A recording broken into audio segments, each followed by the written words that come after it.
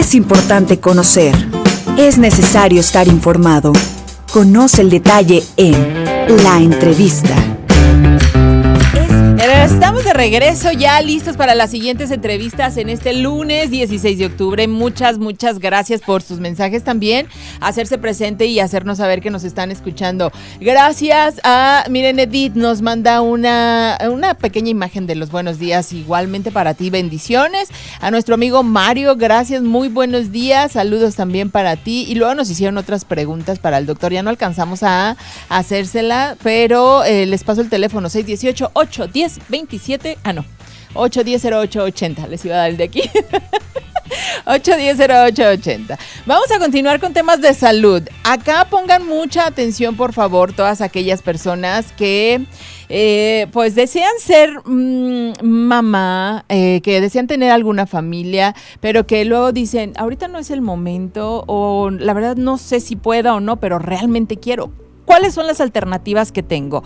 Ya sabemos nosotros que la tecnología, la vida, la ciencia ha avanzado muchísimo afortunadamente, pero hay que conocer lo que se adapta a nosotros y también pues las diferentes formas que pueden existir para tener ahí disponible o un óvulo o un embrión, pero yo quisiera saber también la diferencia entre tal o cual. Hoy vamos a hablar de la ovodonación y la embriodonación. Está con nosotros Juan Pablo Guajardo, especialista en reproducción. Bienvenido, hace mucho que no estabas aquí con nosotros. Sí, muchas gracias por invitarme. Es un placer siempre venir con ustedes a platicar de estos temas tan interesantes. Específicamente hoy pues hay que hablar de ovodonación y embriodonación. Primero, hay que poner en contexto quién es la paciente que puede llegar a necesitar de este tipo de auxiliares. Básicamente son todas aquellas pacientes que o por razón de su edad o por razón de alguna otra condición la reserva en los ovarios disminuye. Normalmente todas las mujeres tienen una determinada reserva ovárica y esa con el paso del tiempo va disminuyendo. Uh-huh. Es el llamado reloj biológico. Sí. Es normalmente que a las mujeres se les va a acabar los óvulos o los ovocitos en sus ovarios y eso es lo más natural del mundo. Entonces hay mujeres que buscan el embarazo a edades avanzadas, específicamente por arriba de los 40 años y es cuando los óvulos ya no son ni en buena calidad ni tienen una cantidad adecuada que podamos usarlos para técnicas de reproducción. Uh-huh. Son esas pacientes en las que nosotros buscamos algunas otras alternativas para poder lograr un embarazo en ellas y es que aparece estas dos opciones, tanto de ovodonación como de donación de embriones. Oye, ¿cuál sería la diferencia específica entre una y otra? Básicamente, a una paciente cuando le donamos ovocitos le estamos donando la semilla femenina. Uh-huh. Y tiene una gran ventaja porque de esa forma nosotros podemos usar el semen de su esposo. Oh. Entonces, hay que tener bien en claro que cuando estamos usando células de donante, ovocitos de donante, estamos usando información genética que no es de la paciente. O sea, uh-huh. va a tener cromosomas, herencia y todo lo que tiene que ver con la genética de otra persona. Okay. Pero al usar el esperma del esposo, obviamente pues viene esa parte masculina de la herencia del papá y eso en algunas veces pues beneficia para sobre todo las cuestiones psicológicas, el poder aceptar y todo este tipo de cuestiones. Entonces usamos los óvulos de donante con el semen del esposo, formamos embriones y los embriones son los que las transferimos a nuestra paciente para que nuestra paciente pues lleve el embarazo por 9 meses. Uh-huh. Otra cosa que también es importante explicar es que hay algunos cambios que nosotros llamamos como cambios epigenéticos que son después de la información genética. O sea, el hecho de que el embrión esté 9 meses en el útero de nuestra paciente genera algunos cambios en metilación del ADN y algunas cuestiones ahí epigenéticas que pueden incluso hacer que algunas conductas o algunas cuestiones sean muy parecidos a lo de la madre. O sea, no es como que no sea completamente su hijo. Ajeno a ella. Exactamente. El hecho de tenerlo en el útero 9 meses y de alimentarlo mediante el cordón umbilical y la placenta, pues sí genera algunos cambios que van a primero, psicológicamente hacer un sentido de pertenencia, porque aparte, claro, ya sea por cesárea o por parto, pues ella va a tener a su bebé. Uh-huh. Y por otra parte, sí genera cambios que nosotros le llamamos cambios post-transduccionales, o de epigenética que van a hacer que adquiera algunos rasgos de la madre. Ujú. Entonces, a ver, déjame ver, es que se me hace todo tan complejo, intento entenderlo de alguna u otra manera. Cuando se hace una ovodonación, entonces podemos decir que sí la paciente lo va a gestar en su vientre, o no precisamente. Sí, lo va a gestar en su vientre, y también la donación de embriones. Ajá. Aquí la cuestión es que una ovodonación usamos el semen del esposo, Ajá. y en una donación de embriones tanto se usó semen de donante como ovocitos de donante, se generó un embrión Ya. y ese embrión es el que se está donando. Ujú. Es un poquito más difícil obtener o realizar una donación de embriones. Generalmente tenemos embriones para donar cuando hubo pacientes que ya hicieron estas técnicas y se embarazaron y tal vez descongelaron más embriones y se volvieron a embarazar y de repente ya no quieren hijos, y entonces son embriones que quedan en las clínicas Ujú. que ya no se van a usar. Ok. Entonces ellos deciden donar sus embrioncitos y esos son los embriones que quedan como en las clínicas como disponibles para las Ajá. pacientes que buscan una opción de donación de embrión.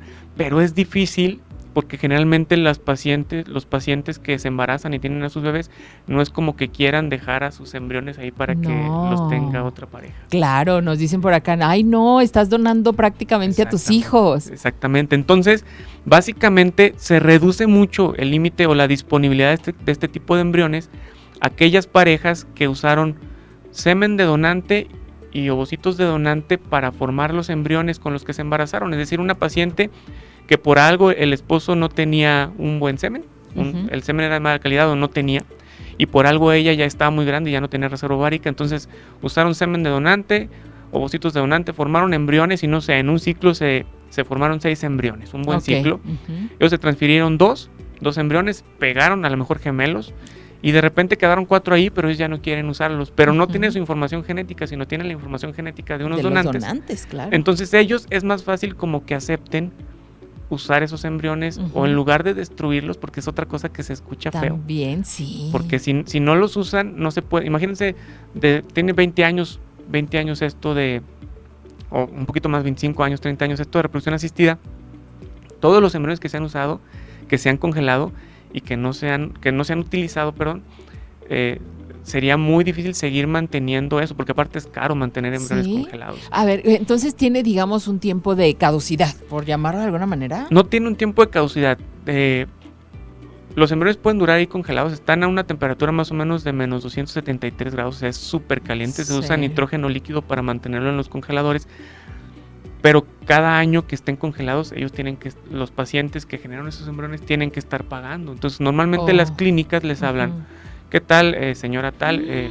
Sus embriones ya se pagó ya se acabó el año, la anualidad de mantenerlos. ¿Qué quiere hacer? ¿Los descongelamos? ¿Los donan? ¿O qué es lo que hacemos? Ujú. Si ellos siguen pagando, pueden estar 100 años ahí. Y en 100 Ujú. años se descongelan y pueden transferirse y formar un embarazo.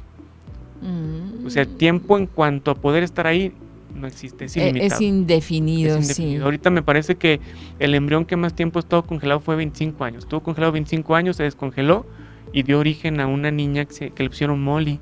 Ajá. O sea, el tiempo no afecta. no afecta. Y no, exactamente ahí, Ujú. ahí va, no afecta. O sea, mientras está No. congelado, obviamente no se está desarrollando, está como en No. stand-by, ¿no? Está en stand-by. No pasa nada. Ajá, es como las películas, obviamente en las películas donde congelaban a personas y Sí. luego años después o siglos después los descongelaban y así. Ajá.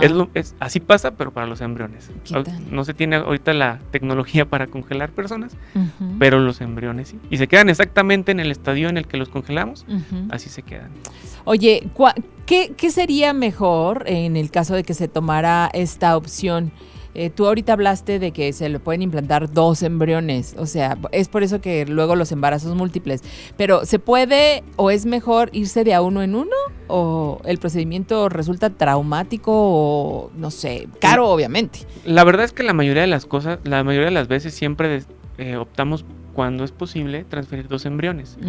Porque transfiriendo 2 embriones aumentamos un poquito más las tasas de un embarazo positivo. O sea, es mejor transferir 2 que transferir uno si tomamos en cuenta las posibilidades de un embarazo positivo. De las veces que sale positivo, solamente el 20% pegan los dos. El otro 80% nada más uno pega y el otro embrioncito como que le ayudó a que se implantara. Nosotros siempre buscamos no tener embarazos gemelares porque es un embarazo más complicado. O sea, nuestra búsqueda siempre es por el embarazo único y a veces tenemos embarazos gemelares y nosotros lo vemos como una complicación. Pero en este caso, transferir los embriones pues resulta un poquito conveniente para aumentar las tasas de embarazo y sabemos que en algunos casos pues van a pegar los dos, pues ya ni modo, llevamos el embarazo gemelar. Lo que sí ya casi no se hace es transferir 3 embriones. Antes ese era un desastre porque no había técnicas de congelación adecuadas como las tenemos ahorita. Entonces, si hacían 5 embriones o 6 embriones, ahí va todo para adentro. ¡Wow! ¿Es en serio? Sí, entonces, hubo un periodo de tiempo donde empezaron a salir las mujeres con 6 hijos. Sí, con imagínate. 7 hijos, porque se les transfería todo lo que se generaba. Ahorita con las técnicas de congelación, que son tan buenas, pues podemos congelar lo que sobre y transferir lo que queremos. Ok, pero lo sigue manteniendo económicamente, me refiero, el donante. Sí, exacto. ¿Verdad? Oye, también a este respecto, y ahorita antes de entrar al aire, yo mencionaba algo sobre que deben de existir algunos lineamientos. No sé si existe alguna ley que regule pues lo de la donación, tanto de óvulos como embriones, y para allá voy, porque a lo mejor sí, yo tengo congelado unos embriones que querré usar en el futuro. Soy la dueña de ellos, pero llega el momento en el que tengo 60 años y digo, los quiero. O sea, ¿es posible? La verdad es que en México se va a escuchar mal, pero ahorita todo es posible. O sea, hay una norma oficial, pero no hay una ley. No hay una ley que restrinja este tipo de actuares. Entonces, pues está un poquito abierto. Aquí siempre cabe tener un poquito el sentido común de parte de todos los médicos. Sabemos muchos médicos que nos dedicamos a esto y siempre hay que tratar de explicarle a las pacientes los riesgos, porque embarazar a una paciente de 60 años no es tan sencillo, el embarazo va a ser horrible, va a tener muchas molestias y también hay que tener en cuenta la cuestión psicológica de ese bebé, porque cuánto tiempo va a estar con su mamá. Entonces ahí no está bien determinado el lineamiento en cuanto a ley aquí, pero sí tratamos de ser un poquito enfáticos en buscar embarazos de buena calidad y tratar de limitar un poquito la edad de los pacientes. Ahora, tampoco no podemos, actualmente no se puede decirle a una paciente que no, así ella lo esté solicitando, porque el artículo 4 de la Constitución dice que toda mujer es libre de decidir cuántos hijos quiere tener y cuándo los quiere tener. Pero siempre tratando de explicarles, o sea, a final de cuentas la paciente decide, pero la verdad es que uno sí puede modificar mucho el decidir de la paciente cuando explica claramente las complicaciones, aunque hay pacientes que lo van a hacer. Sí, claro, que ya lo tienen muy metido ese deseo de querer ser madre de familia y está bien, pero siempre, como tú lo dices, se debe de velar por el derecho del pequeño, del bebé. Por acá preguntan si es lo mismo congelar que criogenizar. Bueno, básicamente para fines prácticos es lo mismo, pero criogenizar son las nuevas técnicas que se están utilizando. La criogenización es ya casi todas las técnicas de congelación se hacen por esa técnica. Entonces sí es lo mismo, pero la criogenizar es una técnica más moderna que es la que ya se usa siempre. Ahora, bueno, estábamos hablando sobre la donación siempre y cuando fueras tú quien va a recibir esa donación.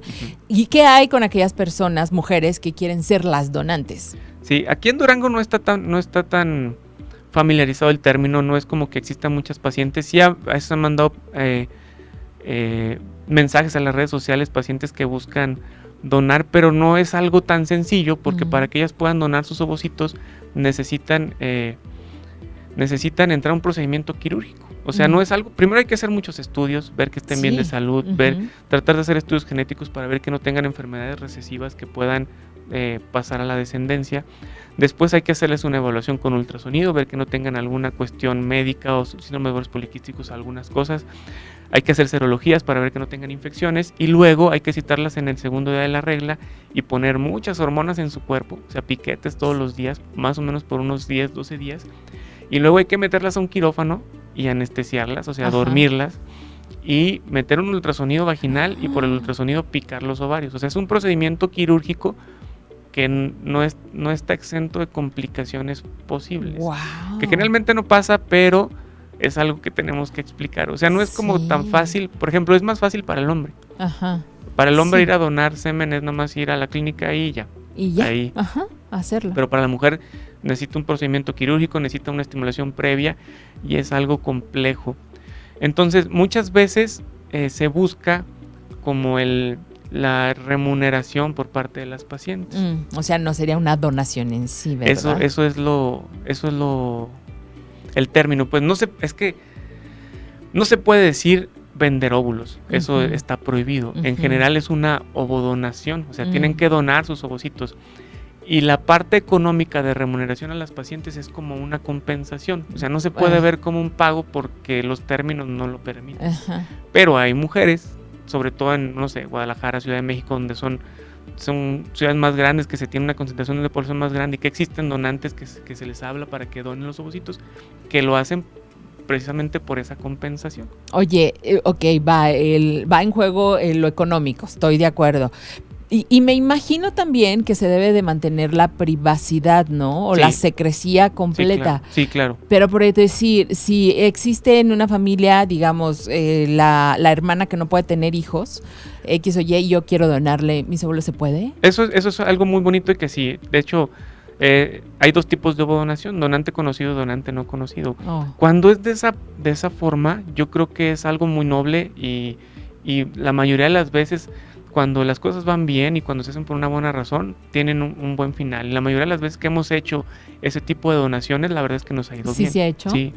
Tengo una paciente que en algún momento, por una enfermedad que se llama endometriosis, perdió sus ovarios. Ok. Se quedó su matriz, pero perdió sus ovarios. Entonces quería embarazarse. Tiene una hermana menor. La hermana menor le donó ovocitos, los aspiramos, formamos embriones con su esposo y se transfirieron y tuvo a su bebé. O sea, no hay el interés económico, no hay nada de eso es el puro amor. que a veces, puro amor, que a veces hace que las cosas se vean un poquito más turbias. Sí. Y entonces cuando las cosas funcionan bien. De las cuestiones económicas y el negocio ya se hizo una super empresa. Incluso hay catálogos de donantes que son, no sé, extranjeras, modelos o cosas que hay reclutadoras de donantes incluso que generan un negocio de este tipo de cosas. Y eso pues ya hace que se vea un poquito más turbio y más feo todo este tipo de cosas, porque ya pueden decidir que sea alta, que sea sueca, que sea española, ese tipo de cosas. Ya jugar a ser Dios, ¿no? Exacto, se pierde como el concepto de, bueno, quiero tener un hijo y no importa cómo venga ese hijo, lo va a querer. Ahora ya buscamos el modificar incluso la apariencia de nuestro hijo usando ese tipo de cosas. Sí, qué triste. Sí, claro que pierde pues completamente el sentido de lo que es ser. Claro. Primero engendrar, ¿no? Y luego ya después ser o tener familia, descendencia de manera, pues digamos, sincera. Exacto. ¿No? ¿Cuántas veces puede una mujer ser donante y cuántas veces puede recibir donación? Puede recibir donación las veces que se quiera, hasta que generalmente cuando generamos un embarazo, no buscamos generar más de 3 embarazos, porque generalmente estos embarazos se logran por vía cesárea. Es muy difícil que atendamos un parto en un embarazo que se formó por fertilización in vitro y menos de ovodonación. Entonces lo máximo pues es hacer 3 cesáreas en una paciente. Y no se recomienda a una paciente que done más de 5 veces. Más de 5, por todo este proceso que lleva la donación, todo lo que nos platicabas, ¿no? Y generalmente es algo que pasa, porque hay clínicas que sí las estimulan más veces. Hay donantes que son muy buenas, que nos dan 30, 60 ovocitos. Wow. Pero generalmente después de la 5ª ovodonación empiezan a no dar tantos ovocitos. Sí, es como todo, digamos, como el esperma del hombre. Exacto. También, ¿no? Que la naturaleza manda, o sea, la naturaleza dice, ya no vas a donar más. Hasta aquí llegó ¿verdad? Exacto. Oye, por acá nos dicen qué maravillosidad, qué complejo, qué difícil, pero qué padre para quien lo pueda hacer. Es realmente muy bonito, es una opción, decíamos al inicio, de poder tener una familia, aunque pues no seas precisamente tú quien lo haga por completo, ¿no? Exacto. Son opciones. Y si hay gente que pues ha estado interesado en el tema o que se encuentra por esta situación y pensó en algún momento acudir a un especialista, pues aquí lo tenemos. ¿A dónde puede acudir contigo? Claro, con mucho gusto los recibimos aquí en Torre B1, 5º piso, consultorio 26B. pueden mandar mensaje al 618-189-0987 o nos pueden buscar por redes sociales en Instagram y en Facebook. Guajardo Fertilidad, para servirles. Guajardo Fertilidad, ahí quienes nos están viendo en redes sociales, ahí lo tienen ya a la vista. Muchísimas gracias, doctor Juan Pablo Guajardo, te esperamos próximamente con otro tema así igual de interesante. Claro que sí, muchas gracias. Ok, vamos a la pausa, amigos, regresamos, tenemos todavía más, ahora vamos a hablar de seguridad en el siguiente bloque, no se vayan.